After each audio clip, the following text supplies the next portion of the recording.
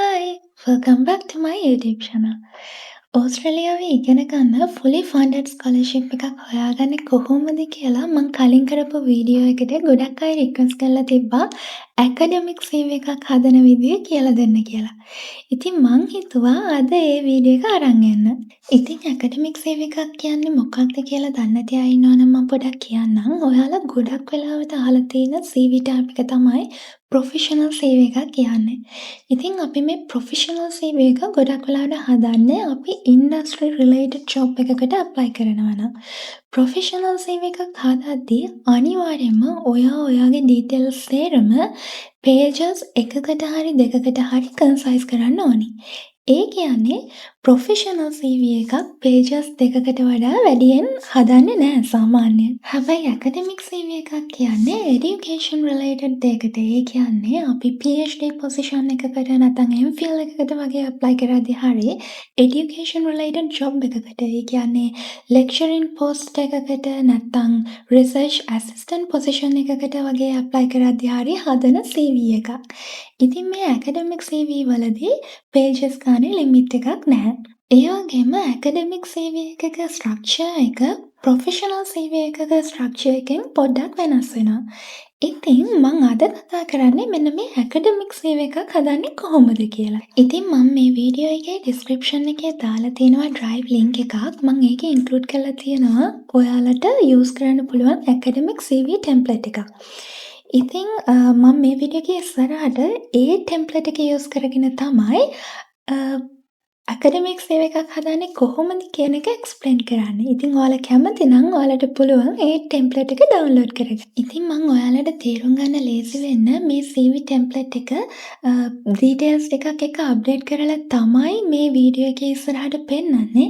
ඉතින් ඒ සේරම fictional details ඒ වුණාට මට හිතුණා මෙහෙම එක්සැම්පල් එකක් එක්ක පෙන්නුවොත් ඔයාලට තේරුම් ගන්න ලේසි වෙයි කියලා ඔයාලා කොහොමද ඔයාලගේ CV එක අප්ඩේට් කරගන්න ඕනි කියලා. මම මුලින්ම CV එකේ ස්ට්‍රක්චර් එක එක දේවල් යටතේ ඉන්ක්ලූඩ් වෙන්න ඕනේ දේවල් ගැන ඉන් ඩීටේල් එක්ස්ප්ලেইন කරන්නම්. ඒ වගේම මම මේ වීඩියෝ එකේ අන්තිමට ඔයාලට වැදගත් වෙන ටිප්ස් වගේක් දෙන්නම්. ඔයාලගේ CV එක හදනකොට අනිවාර්යයෙන්ම සැලකිලිමත් වෙන්න ඕන දේවල් ටිකක් ගැන. ඉතින් ඒව දැනගන්න කැමති නම් අන්තිම වෙනකම් වීඩියෝ එක බලන්න. පළවෙනියෙන්ම අපි කතා කරලිමු ෆොටෝ එක ගැන. ඉතින් ඇකඩමික් CV වල ෆොටෝ එකක් ඉන්ක්ලූඩ් කරන්නේ නැහැ. ඒ හින්දා ඔයාලට ඒක ගැන වොරි වෙන්න දෙයක් නැහැ. ඇත්තටම දැන් ප්‍රොෆෙෂනල් CV වලත් ෆොටෝ එකක් ඉන්ක්ලූඩ් කරන්නේ නැහැ. ඒකට හේතුව තමයි ඇත්තටම CV එකකින් බලන්න ඕනි අපේ ක්වොලිෆිකේෂන්ස් එක, අපේ ස්කිල්ස් එක, අපි ඒ ඇප්ලයි කරපු පොසිෂන් එකේ වැඩ අපිට කරන්න පුළුවන්ද කියන එකනේ. හැබැයි ඔයා ෆොටෝ එකක් ඉන්ක්ලූඩ් කරොත් ඔයාගේ එක්ස්ටර්නල් අපියරන්ස් එක එක්ක, ඔයාගේ රේස් එක එක්ක ඔයාට හම්බෙන ඩිසිෂන් එක බයස් වෙන්න පුළුවන්. ඉතින් ඒ නිසා තමයි අපි ෆොටෝ එකක් ඉන්ක්ලූඩ් කරන්නේ නැත්තේ. ඉතින් ෆොටෝ එකක් ඉන්ක්ලූඩ් කරන්නේ නැති නිසා CV එකේ උඩින්ම මෙන්න මේ සෙක්ෂන් එකේ ඔයාලා දාන්න ඕනි ඔයාලගේ contact details.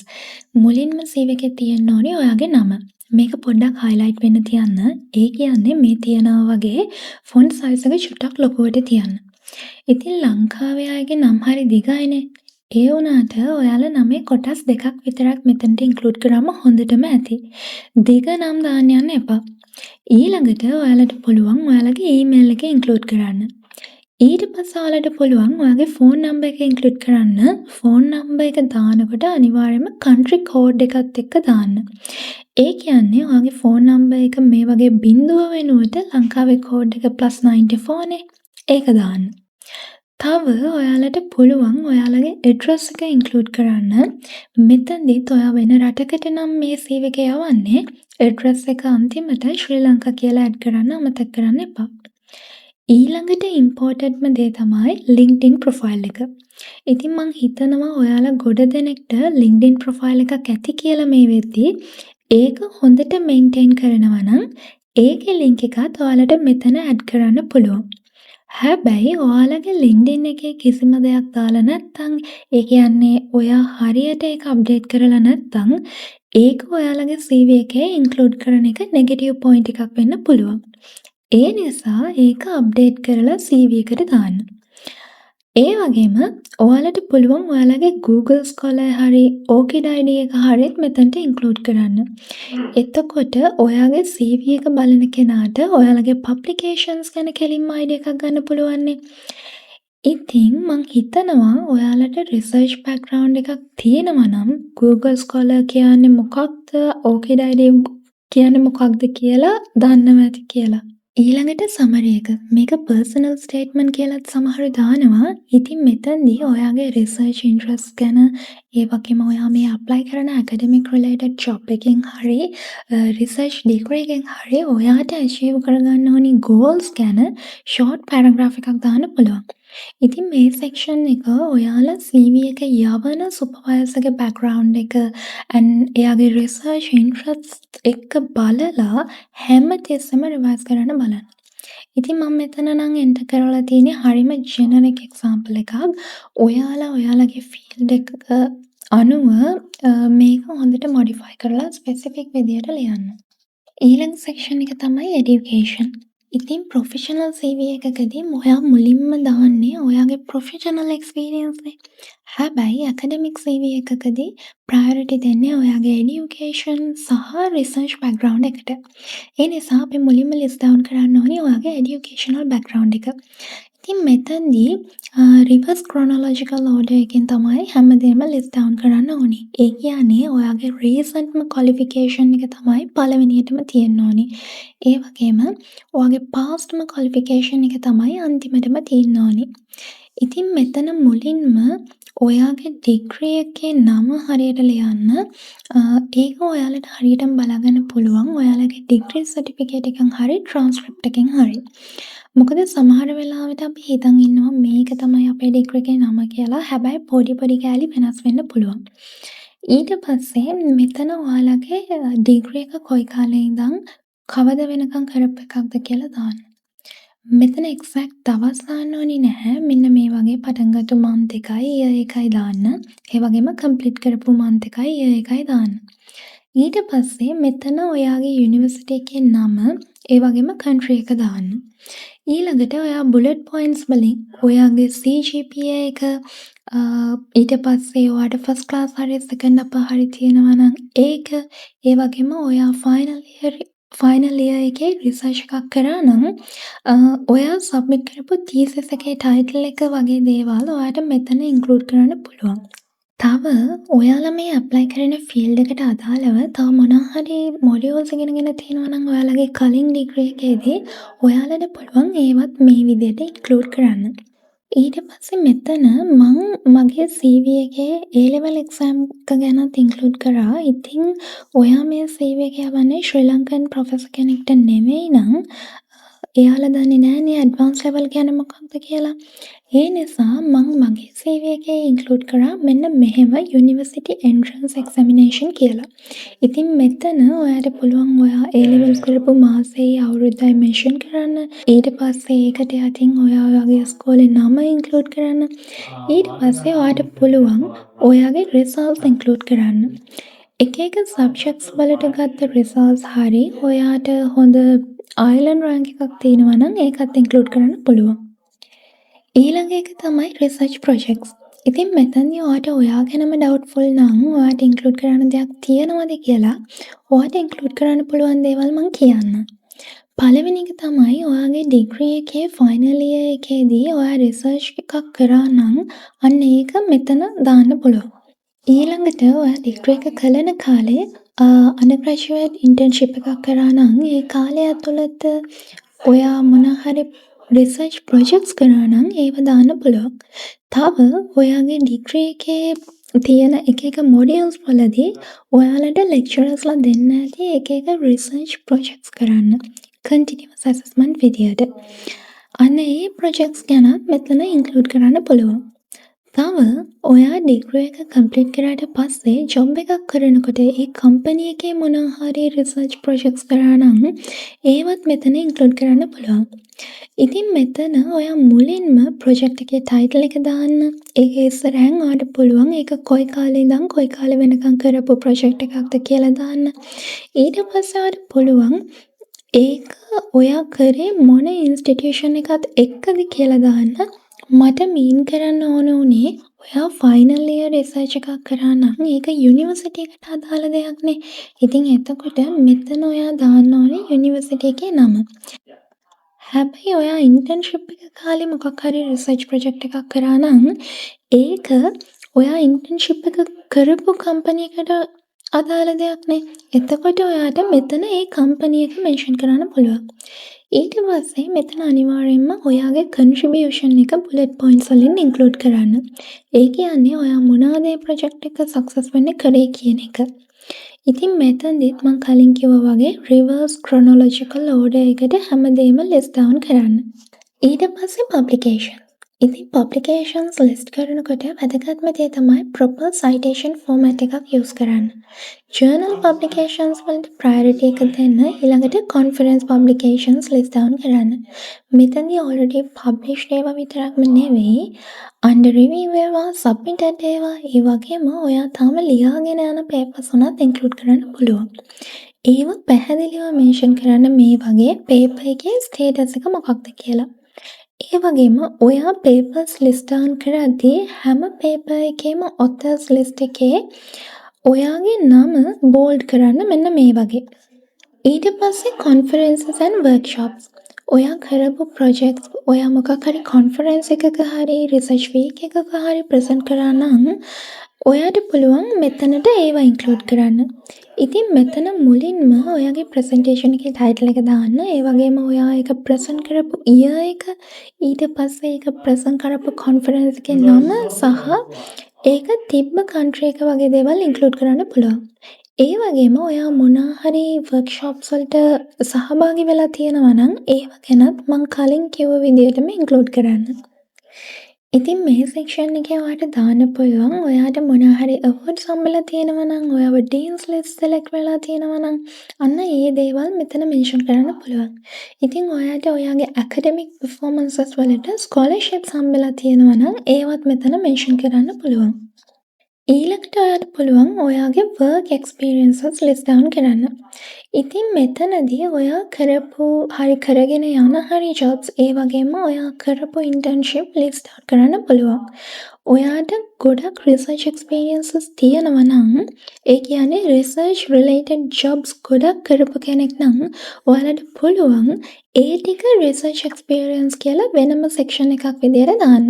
ඒ වගේම ඔයාගේ අනිත් වර්ක් එක්ස්පීරියන්සස් ඒ කියන්නේ රිසර්ච් රිලේටඩ් නැති ජොබ්ස් වෙනම ලිස්ට් ඩවුන් කරන්න. හැබැයි අපි බැචලර්ස් කම්ප්ලීට් කරපු ගමන් වගේ ඇප්ලයි කරද්දී අපිට ලොකුවට එක්ස්පීරියන්ස් නැහැනේ. ඉතින් එතකොට ඔයාලට පුළුවන් ඔයාලගේ රිසර්ච් රිලේටඩ් ජොබ්ස් and අනිත් වර්ක් එක්ස්පීරියන්සස් සේරම මෙහෙම ප්‍රොෆෙෂනල් එක්ස්පීරියන්ස් කියලා සෙක්ෂන් එකක් යටතේ ලිස්ට් ඩවුන් කරන්න. ඉතින් මෙතන මුලින්ම ඔයාගේ ජොබ් ටයිටල් එක දාන්න. ඊට පස්සේ ඉස්සරහින් ඒ ජොබ් එක කරේ කොයි කාලේ ඉඳන් කොයි කාලේ වෙනකන්ද කියලා දාන්න. මෙතන ඔයා ජොබ් එක කරපු කම්පැනි එක දාන්න. ඊට පස්සේ ඔයා බුලට් පොයින්ට්ස් වලින් ඔයා මොනවාද ඔයාගේ ජොබ් රෝල් එක ඇතුලේ කරේ කියලා මෙන්ෂන් කරන්න. මෙතනදිත් මම කලින් කිව්වා වගේ රිවර්ස් ක්‍රොනොලොජිකල් ඕඩර් එකට හැමදේම ලිස්ට් ඩවුන් කරන්න. ඉතින් ටෙක්නිකල් ස්කිල්ස් යටතේ ඔයාට ඉන්ක්ලූඩ් කරන්න පුළුවන් දේවල් මම කියන්නම්. ඔයාට මොන හරි software ගැන knowledge එකක් තියෙනවා නම් ඒවා use කරලා experience කරලා තියෙනවා නම් මොන හරි project එකකදී ඒවා use කරලා තියෙනවා නම් ඔයාට පුළුවන් ඒවා list down කරන්න. තව ඔයාට මොන හරි instrument ගැන knowledge එකක් තියෙනවා නම් ඒ කියන්නේ analytical instruments හරි තව testing equipment හරි දන්නවා නම් ඒවා ඉන්ක්ලූඩ් කරන්නත් පුළුවන්. ඊට අමතරව ඔයාලා තව මොන හරි ටෙක්නොලොජිස් දන්නවා නම් ඒවත් මේ වගේ ඉන්ක්ලූඩ් කරන්න පුළුවන්. ඊළඟට ඔයාට තියෙන soft skills bullet points වලින් මෙතන මෙන්ෂන් කරන්න. ඉතින් ඔයාලට තව ඉන්ක්ලූඩ් කරන්න පුළුවන් professional memberships. ඔයාලට මොන හරි professional bodies වල memberships තියෙනවා නම් student membership එකක් වුණත් කමක් නැහැ මෙතන ඉන්ක්ලූඩ් කරන්න. ඊළඟට ඔයාට තව sections දෙකක් add කරන්න පුළුවන්. ඒ තමයි extra curricular activities and voluntary experiences. ඉතින් මේවා ගොඩක් details දාන්න ඕනේ නෑ. මොකද මේවට priority හම්බෙන්නේ නැහැ. වැදගත් කියලා හිතන දේවල් කීපයක් list down කරාම ඇති ඔයාගේ time management, multitasking and transferable skills prove වෙන්න. අන්තිමට වැදගත්ම දේ තමයි රෙෆරීස්. ඉතින් ඔයාලා මෙතනදී ඔයාලගේ රිලේෂන් කෙනෙක් නොවන රෙෆරීස්ලා දෙන්නෙක් ලිස්ට් ඩවුන් කරන්න ඕනි. එයාලගේ නම්, ඩෙසිග්නේෂන්ස්, එයාලගේ affiliation, email and contact number include කරන්න. මෙතනදී ඔයාලා අනිවාර්යෙන්ම ඔයාලගේ CV එක මෙයාලව ලිස්ට් ඩවුන් කරන්න කලින් එයාලව දැනුවත් කරලා ඉන්න ඒ වගේම එයාලගෙන් පර්මිෂන් ගන්න එයාලව ඉන්ක්ලූඩ් කරාට කමක් නැද්ද කියලා. ඒ වගේම ඔයාලා ඔයාලගේ CV එකට දාන්න රෙෆරීස්ලා සිලෙක්ට් කරද්දී පොඩ්ඩක් හොයලා බලන්න එයාලට පුළුවන්ද කියලා හොඳ රෙෆරි රිපෝට් එකක් දෙන්න. ඔයාලට ඔයාලගේ සීනියර්ස්ලාගෙන් කතා කරලා දැනගන්න පුළුවන් වෙයි ඒ ගැන එයාලගේ එක්ස්පීරියන්සස් වලින්. මං එහෙම කිව්වේ ඇයි කියලා මං කියන්නම්. ඔයා PhD එකකට MPhil එකකට වගේ ඇප්ලයි කරද්දී ඔයාගේ ෆයිනල් ඇප්ලිකේෂන් එක ප්‍රොසෙස් කරනකොට යුනිවර්සිටි එකෙන් ඔයාගේ රෙෆරීස් වලට ඊමේල් එකක් යවනවා රෙෆරි රිපෝට් සබ්මිට් කරන්න. ඉතින් ඒ සබ්මිට් කරන රිපෝට්ස් ඔයාට ඇක්සස් කරන්න බෑ. ඒ කියන්නේ එයාලා සබ්මිට් කරන දේවල් ඔයාට පේන්නේ නෑ. කොහොම හරි ඒ රෙෆරි රිපෝට්ස් වලින් ඔයා මේ ඇප්ලයි කරපු පොසිෂන් එකට කොච්චර හොඳ මැච් එකක්ද කියන එක තමයි ප්‍රූව් වෙන්න ඕනේ. ඉතින් ඔයා ගැන නෙගටිව් දේවල් ඒ රෙෆරි රිපෝට්ස් වල තිබ්බොත් ඒක ඔයාගේ ඇප්ලිකේෂන් එකට ඉම්පැක්ට් එකක් වෙන්න පුළුවන්. ඒ නිසා ඔයාලා අනිවාර්යෙන්ම රෙෆරීස්ලා තෝරගන්නකොට සැලකිලිමත් වෙන්න. ඉතින් මම දැන් තව ඉම්පෝටන්ට් ටිප්ස් ටිකක් දෙන්නම් ඔයාලට ඔයාලගේ CV එක හදද්දී යූස්ෆුල් වෙන. මෝස්ට් ඉම්පෝර්ටන්ට්ම දේ තමයි ස්පෙලිං මිස්ටේක්ස් තියාගන්න එපා. මොකද ඔයාලා ඔහම ස්පෙලිං මිස්ටේක්ස් තිබ්බොත් ඔයාගේ CV එකේ CV එක බලන කෙනාට ඔයාලා ගැන බෑඩ් ඉම්ප්‍රෙෂන් එකක් යන්න පුළුවන් ඔයාලා හරිම නොසලකිලිමත් කියලා. ඉතින් එහෙම බෑඩ් ඉම්ප්‍රෙෂන් එකක් ගියොත් ඔයාලව ඔයාලා ඇප්ලයි කරපු පොසිෂන් එකට කන්සිඩර් කරන්නේ නැති වෙන්න පුළුවන්. ඒ නිසා කොයිම වෙලාවකවත් ස්පෙලිං මිස්ටේක්ස් තියාගන්න එපා. ඒ වගේම ඔයාලා CV එක හැදුවට පස්සේ අනිවාර්යෙන්ම කීප පාරක් රිවිව් කරලා බලන්න ඔයාලගේ CV එකේ තව මොනවා හරි අඩුපාඩු තියනවාද කියලා. ඊළඟ දේ තමයි Times New Roman වගේ ප්‍රොෆෙෂනල් ෆොන්ට් එකක් යූස් කරන්න ඔයාලා ඔයාලගේ CV එක හදනකොට කිසිම ෆැන්සි ෆොන්ට් එකක් යූස් කරන්න එපා. ඒ වගේම ඔයාලා ඔයාලගේ CV එක පුරාවටම එකම ෆොන්ට් එකක් මේන්ටේන් කරන්න. ඒ කියන්නේ ෆොන්ට්ස් දෙක තුනක් ඉන්ක්ලූඩ් කරන්න එපා. අනිත් දේ තමයි ඔයාලා මේ CV එක හදනකොට Canva වගේ වෙබ්සයිට්ස් යූස් කරන්න ඕනි නෑ. ඔයාලට මම පෙන්නුවා වගේ Word document එකක හැමදේම හදන්න පුළුවන්. ඒ වගේම ඔයාලා මේ CV එක හදද්දී graphics යූස් කරන්න එපා. හරිම plain CV එකක් විදියට මේ academic CV එක හදන්න. ඒ වගේම මේක තනිකරම black and white විදියට හදන්න. ඒ කියන්නේ මුකුත් කලර්ස් යූස් කරන්න එපා. හැබැයි ඔයාලා එක එක ලින්ක්ස් ඇඩ් කරනවනේ. ඒ කියන්නේ Google Scholar link එක, LinkedIn එකේ link එක මේ වගේ දේවල් ඇඩ් කරද්දී මෙන්න මේ link එක විතරක් blue color තිබ්බට කමක් නැහැ. අනිත් හැමදේම black and white විදියට තියන්න. තව ඔයාලා මම මේ කියපු පිළිවෙලටම CV එක හදන්න ඕනේ කියලා එකක් නැහැ. ඔයාලට හිතෙනවා නම් ඔයාලගේ highlight වෙන්න ඕන section එකක් තියෙනවා කියලා relevant section එකක්. ඉතින් ඒක CV එකේ උඩ හරියට දාලා CV එක අප්ඩේට් කරන්න. ඊට පස්සේ බොරු දාන්න යන්න එපා. ඒ කියන්නේ ඔයා හිතන්නකෝ ඔයා පබ්ලිකේෂන් එකක් ඔයා තාම ලියාගෙන යන පේපර් එකක් තියෙනවා නම් ඔයා ඒක ජර්නල් එකකට සබ්මිට් කරා කියලාවත් ඒක අන්ඩර් රිවිව් කියලාවත් දාන්න යන්න එපා. ඔයා ඒක ඉන් රයිටින් කියලා ලිස්ට් කරන්න. ඒ විදිහට කිසිම බොරුවක් CV එකට දාන්න යන්න එපා. ඒ වගේම මම දැකලා තියෙනවා සමහර අය CV එකේ වෙනම පර්සනල් ඩීටේල්ස් කියලා සෙක්ෂන් එකක් දාලා ඒක යටතේ බර්ත්ඩේ එක, ජෙන්ඩර් එක, මැරිටල් ස්ටේටස්, NIC එක ඒ වගේ දේවල් ලිස්ට් ඩවුන් කරනවා. කොයිම වෙලාවකවත් ඒ දේවල් CV එකට දාන්න යන්න එපා. තව සමහර CV වල මෙන්න මේ වගේ ස්ටේට්මන්ට්ස් දානවා කට්ටිය. ඉතින් ඒ වගේ ස්ටේට්මන්ට්ස් දාන්න යන්න එපා කොයිම වෙලාවකවත්. ඉස්සර කාලේ එහෙම දේවල් දාන්නේ නැති. හැබැයි දැන් ප්‍රොෆෙෂනල් CV වලවත් ඇකඩමික් CV වලවත් එහෙම දේවල් දාන්නේ නැහැ. ඉතින් ඔයාලට ප්‍රශ්න තියෙනවා නම් හරි මේ වගේ තව ඔයාලට වැදගත් වෙන වීඩියෝස් මොනවා හරි ඕනි නම් කමෙන්ට් කරන් යන්න. තැන්ක් යූ ඔයාලා මගේ වීඩියෝ එක බලුවාට. ඒ වගේම මගේ channel එක subscribe කරාට. ඔයාලා මං ඕස්ට්‍රේලියාවේ fully funded scholarship එකක් හොයාගන්න විදිය explain කරන වීඩියෝ එක තාම බැලුවේ නැත්නම් මෙතනින් ගිහින් ඒ වීඩියෝ එක බලන්න. ඒ වගේම ඒප්‍රිල් 30 වෙනකන් applications open වෙලා තියෙන Australia Award scholarships ගැන දැනගන්න කැමති නම් මෙතනින් ගිහින් ඒ වීඩියෝ එකත් බලන්න. මගේ channel එක තාමත් subscribe කරලා නැත්නම් subscribe කරන්න කියලා ආදරෙන් මතක් කරනවා. එහෙනම් thank you for watching. Bye.